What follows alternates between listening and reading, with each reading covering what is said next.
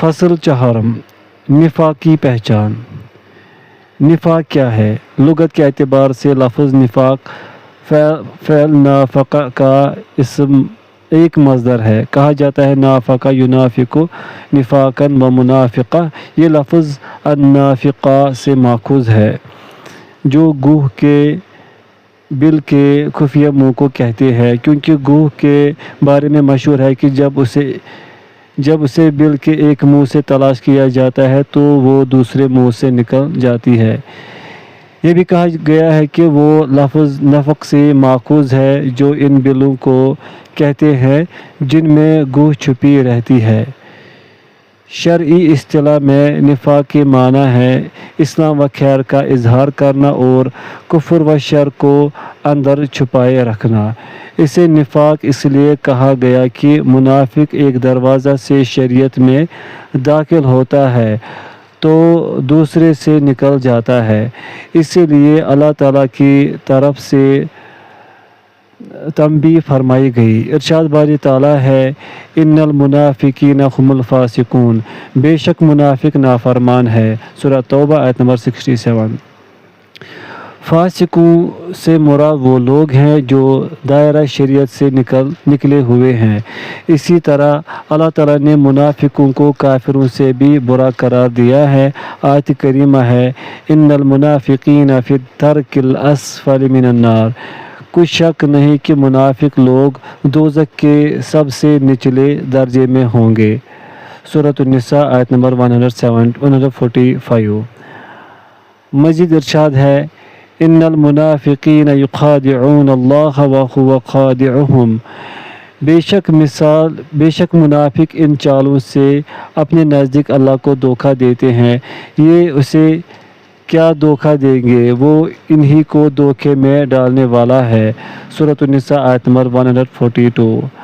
اور اللہ تعالیٰ نے سورہ بقرہ میں فرمایا یخادعون اللہ والذین آمنوا وما یخدعون الا انفسهم وما یشعرون فی قلوبهم مرض فزادهم اللہ مرضا ولہم عذاب علیم بما كانوا یکذبون۔ یہ اپنے خیال میں اللہ کو اور مومنوں کو چکمہ دیتے ہیں مگر حقیقت میں اپنے سوا کسی کو چکمہ نہیں دیتے اور وہ اس سے بے خبر ہے۔ ان کے دلوں میں کفر کا مرض تھا، اللہ نے ان کا مرض اور زیادہ کر دیا اور ان کے جھوٹ بولنے کے سبب ان کو دکھ دینے والا عذاب ہوگا۔ نفاق کی اقسام۔ نفاق کی دو قسمیں ہیں، اعتقادی نفاق اور عملی نفاق۔ اعتقادی نفاق یہی نفاق اکبر ہے جس میں ایک منافق بظاہر اسلام کی نمائش کرتا ہے لیکن اپنے اندر کفر کو چھپائے رکھتا ہے۔ اس طرح کے نفاق سے آدمی نہ صرف کلی طور پر دین سے خارج ہو جاتا ہے بلکہ وہ جہنم کے سب سے نچلے طبقے میں بھی پہنچ جاتا ہے۔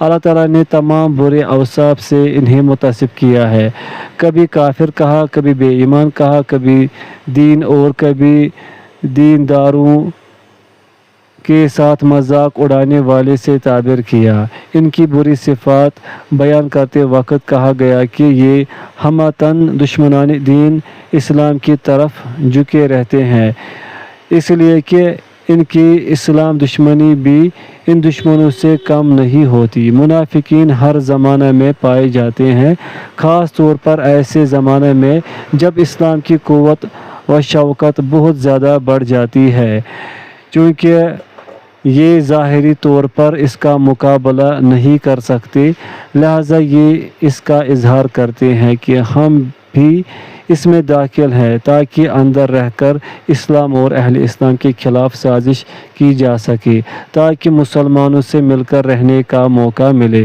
اور اپنے جان و مال کی حفاظت ہو سکے۔ لہٰذا ایک منافق بظاہر اللہ تعالیٰ، اس کے فرشتوں، اس کی کتابوں، اس کے رسولوں اور یوم آخرت پر ایمان کا اعلان کرتا ہے لیکن اندرونی طور پر ان چیزوں سے عاری ہوتا ہے بلکہ ان حقائق کو جھٹلاتا ہے۔ وہ اللہ تعالیٰ پر ایمان لاتا ہے نہ اس بات پر کہ اللہ تعالیٰ نے اپنے ایک بندہ پر اپنا کلام پاک نازل فرمایا ہے اور اس کو رسول بنایا تاکہ وہ رسول اس کی اجازت سے لوگوں کو ہدایت کرے، اس کی گرفت سے باخبر کرے اور اس کے عذاب سے ڈرائے۔ اللہ تعالیٰ نے کلام مجید میں ان منافقوں کے پردہ کو فاش فرمایا ہے اور ان کے باطنی راز کو کھول دیا ہے اور اپنے بندوں پر ان کے معاملہ کو ظاہر کر دیا ہے تاکہ وہ بھی نفاق اور اہل نفاق سے ڈرتے رہے۔ اللہ تعالیٰ نے سورہ بقرہ کی ابتدا میں لوگوں کی 3 طبقوں کا تذکرہ کیا ہے: مومنین، کفار اور منافقین۔ مومنوں کے سلسلہ میں 4 آیتیں نازل ہوئی، کافروں سے متعلق 2 آیتیں، جبکہ منافقین کے بارے میں 13 آیتیں اتری، اور یہ صرف منافقوں کی کثرت لوگوں میں نفاق کے پھیلنے اور اسلام اور اہل اسلام کے لیے عظیم فتنہ ثابت ہونے کی وجہ سے ہے۔ منافقوں کی ریشہ دوانیوں کی وجہ سے اسلام کو بہت سے مصائب جھیلنے پڑے ہیں، اس لیے کہ یہ اسلام کے حقیقی اور کٹر دشمن ہونے کے باوجود اسلام کی طرف منسوب ہوتے ہیں، اسلام کی حلیف و مددگار سمجھے جاتے ہیں، دین میں نئے نئے طریقے نکالتے ہیں۔ لوگ یہ سمجھتے ہیں کہ یہ لوگ دین میں علم و اصلاح کی باتیں کرتے ہیں، جبکہ حقیقت میں وہ اصلاح نہیں ہوتی، غایت درجے کی جہالت اور دین کے چہرہ کو مسخ کرنا ہوتا ہے۔ اعتقادی نفاق کی اقسام۔ اعتقادی نفاق کی 6 قسمیں۔ پوائنٹ فرسٹ، رسول اللہ صلی اللہ علیہ وسلم کو جھٹلانا۔ پوائنٹ سیکنڈ، رسول اللہ صلی اللہ علیہ وسلم کی لائی ہوئی شریعت کے بعض حصہ کو جھٹلانا۔ پوائنٹ تھرڈ، رسول اللہ صلی اللہ علیہ وسلم سے بغض رکھنا۔ پوائنٹ فورتھ، رسول اللہ صلی اللہ علیہ وسلم کی لائی ہوئی شریعت سے بغض رکھنا۔ پوائنٹ ففتھ، رسول اللہ صلی اللہ علیہ وسلم کے لائے ہوئے دین کے زوال سے خوش ہونا۔ پوائنٹ سکستھ، رسول اللہ صلی اللہ علیہ وسلم کے دین کے غلبہ و بالادستی سے تکلیف اور رنج و غم میں مبتلا ہونا۔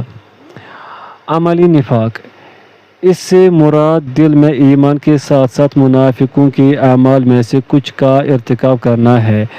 اس نفاق سے آدمی ملت اسلامیہ کے دائرے سے تو نہیں نکلتا، لیکن اسلام کے دائرے سے نکلنے کا راستہ ہموار کرتا ہے۔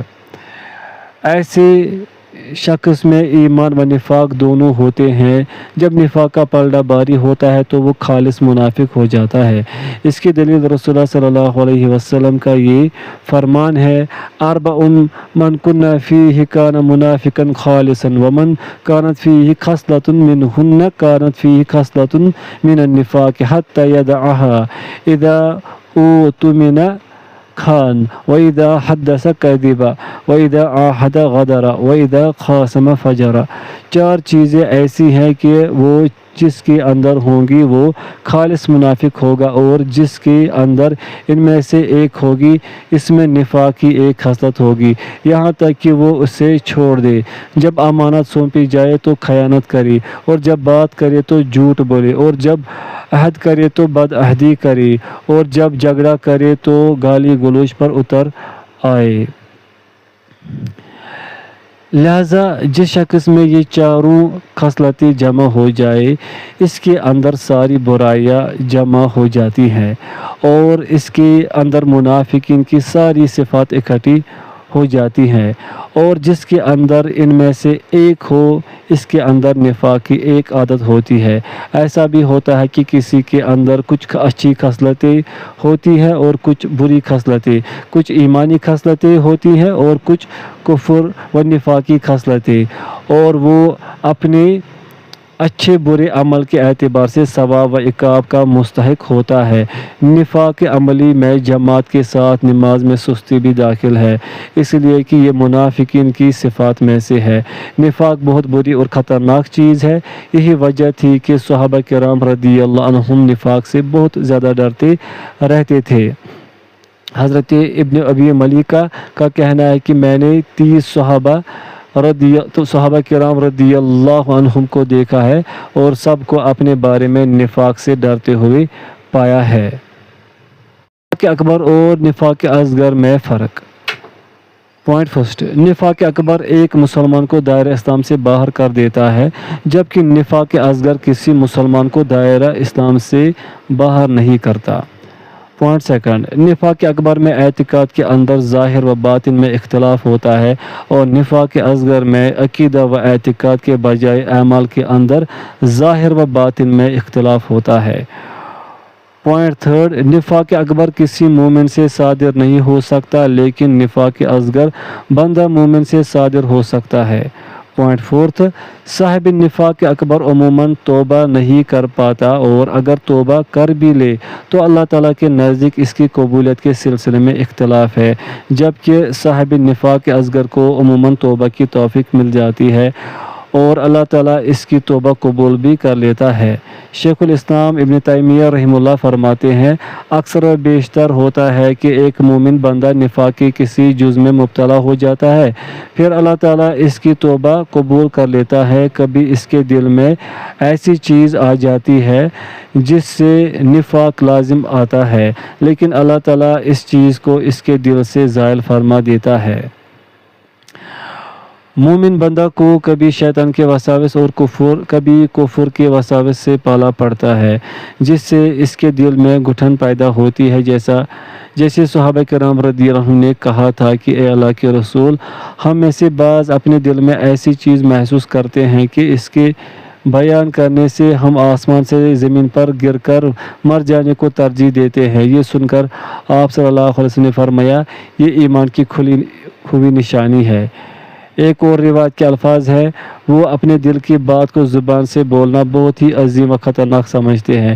یہ سن کر آپ صلی اللہ علیہ وسلم نے فرمایا، اللہ کی ہزار تعریف کہ اس نے ایک سازش کو وسوسے میں بدل دیا، یعنی اس کی کراہیت کے باوجود اس طرح کے وسوسہ کا آ جانا، پھر اس کو اپنے دل سے زائل کرنا ایمان کی صریح دلیل ہے۔ اور جہاں تک نفاق اکبر کا تعلق ہے تو اس میں مبتلا لوگوں کے بارے میں اللہ تعالیٰ نے فرمایا، صم بکم عمی فہم لا یرجعون، یہ بہرے ہیں، گونگے ہیں، اندھے ہیں کہ کسی طرح سیدھے راستے کی طرف لوٹ ہی نہیں سکتے۔ سورۃ البقرہ آیت نمبر 18، یعنی وہ باطنی طور پر اسلام کی طرف نہیں لوٹیں گے۔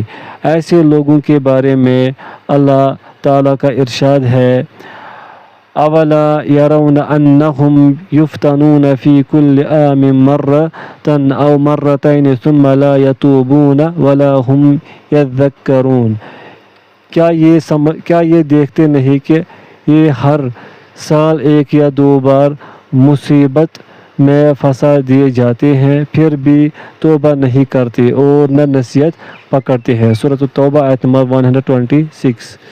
شیخ الاسلام ابن تیمیہ رحمہ اللہ فرماتے ہیں، بظاہر ان کی توبہ قبول ہونے کے سلسلے میں علماء کا اختلاف ہے، اس لیے کہ ان کی اندرونی حالت کا پتہ چلانا بہت مشکل ہے، اس لیے کہ وہ تو ہمیشہ اسلام ہی کا اظہار کرتے ہیں۔